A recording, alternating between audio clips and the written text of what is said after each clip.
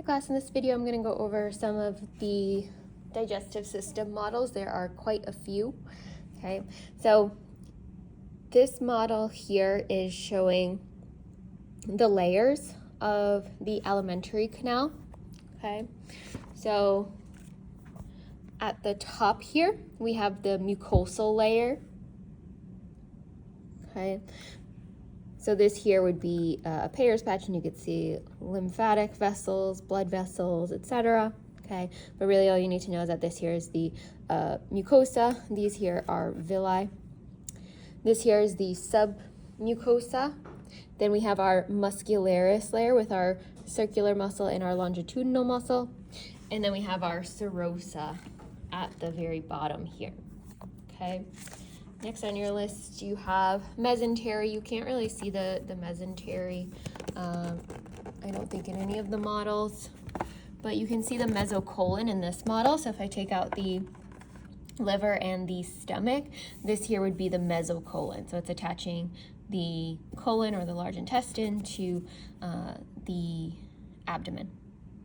Okay. This here would be our stomach, right? So this is the lesser curvature. This here is the greater curvature, okay? And then this here is the greater omentum. You can't see the lesser omentum, but it would connect the stomach at the lesser curvature. But this here is the greater omentum that you see it's yellow because there's lots of fat tissue within there as well, okay? Okay, mouth, you can't see any of those structures, I don't think, anywhere. Esophagus, so in this model here you can see the esophagus, so it's this large model here. Okay, so this here is the esophagus, and the upper esophageal sphincter would be up here, and the lower esophageal sphincter would be down here, okay, entering into the stomach.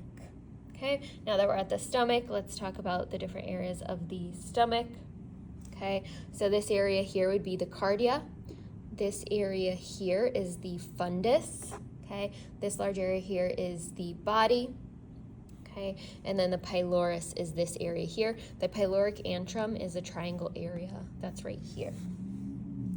Okay, rugae are these folds within the stomach. Okay, this here is the greater curvature. This here is the lesser curvature. This here would be the pyloric sphincter. So you can see the muscle pinching in there. So that's going to be circular muscle that's a bit thicker in this area. Okay, so that's the pyloric sphincter. Okay, for the muscle layers of the stomach, we have this stomach model. Let me find room. Sorry, there's so many models. Okay. So here, this would be our circular muscle. Then you could see some longitudinal muscle. Okay, and then this here would be the oblique muscle. Remember, the stomach has that third muscle layer, the oblique. In this model, all the same structure, so I'm not going to go through it again, but you could open it up as well. Okay.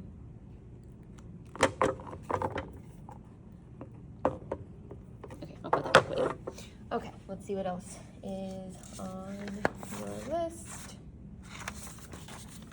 Okay, you can't see anything in the mouth or the tongue there, the salivary glands.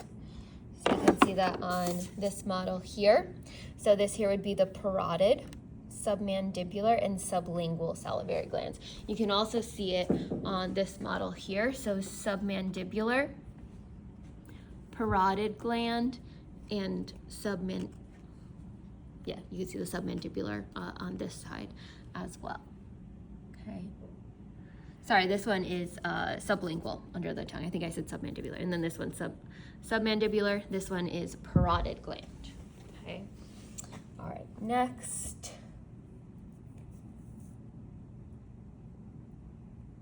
Okay. Next, I think, is teeth. So we have this nice model here of the, or let me keep it in the same view, of the teeth. Okay, so the alveolar sockets are where the teeth fit into the alveolar process, okay, of the mandible in this case, since this is showing the lower jaw. So this is just showing half of the mouth here. So we have our central incisor, lateral incisor, canine, first premolar, second premolar, first molar, second molar, and third molar. And you can see this one's impacted. This is a wisdom tooth. The third molar is the same thing as a wisdom tooth. Okay, so you should know that. Here's and then you can't see the periodontal ligaments here, but they would be connecting the tooth in the socket.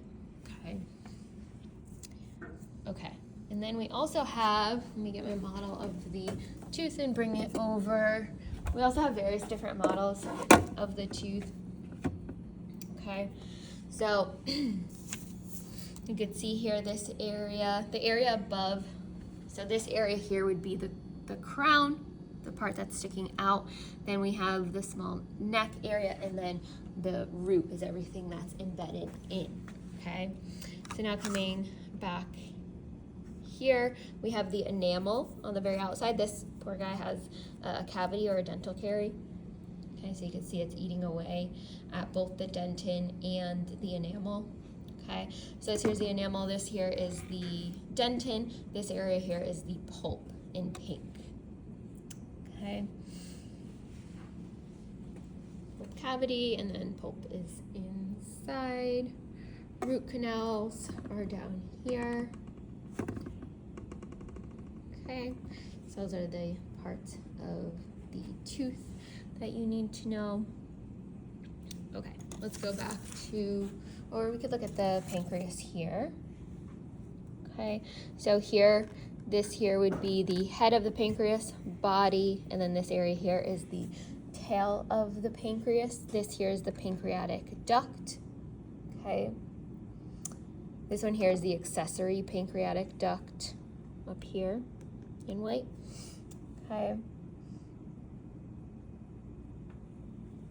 Hepatopancreatic ampulla, that's this area here that enters into the duodenum of the small intestine.